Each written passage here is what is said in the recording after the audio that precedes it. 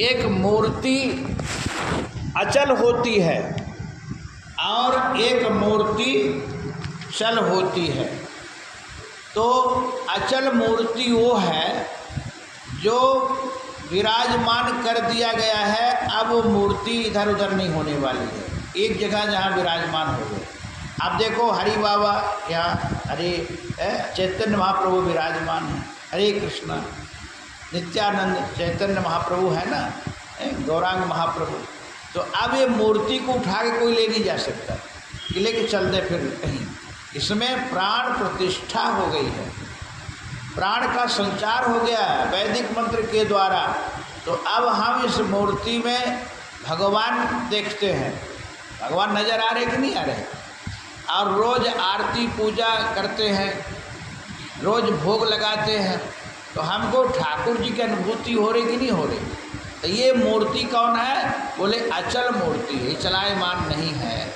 और दूसरी चल मूर्ति होती है, जैसे संत महात्मा भी चलते फिरते, ये भी एक मूर्ति हैं संत।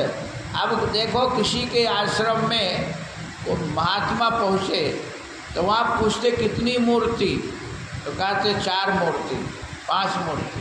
तो संत भी एक मूर्ति है, तो चलते फिरते संत हैं। संत भगवंत में अंतर नहीं, संत भगवान में कोई अंतर नहीं है।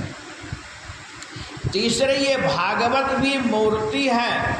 अब जैसे ये भागवत कौन मूर्ति है, बोले भागवत है ये चल भी मूर्ति है और अचल भी मूर्ति है। चल मूर्ति कैसे, अब यहाँ से भागवत आकर के विराजमान करके लेके आए तो चल हो गई, और यहाँ स्थिर कर दिए 7 दिन 1 महीना रख देते ना, तो अब ये अचल मूर्ति हो गई। अब ये भागवत है, अब यहाँ भागवत की कथा सुनाई जाएगी 1 महीना, इधर नहीं कि 4-5 दिन तुम दूसरी कथा सुनाओ फिर दूसरी, नहीं, एक है। ये अचल हो गई, चल भी है और अचल भी है।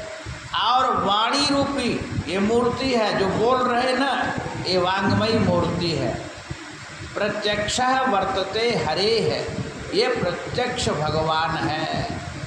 तो अक्षर है, अक्षर ही ये भगवान का स्वरूप है।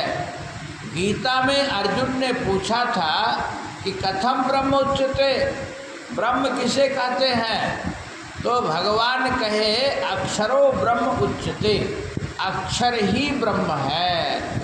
अक्षर और क्षर, अक्षर मतलब जो कभी क्षरित न हो, जो कभी विनाशशील को प्राप्त न हो,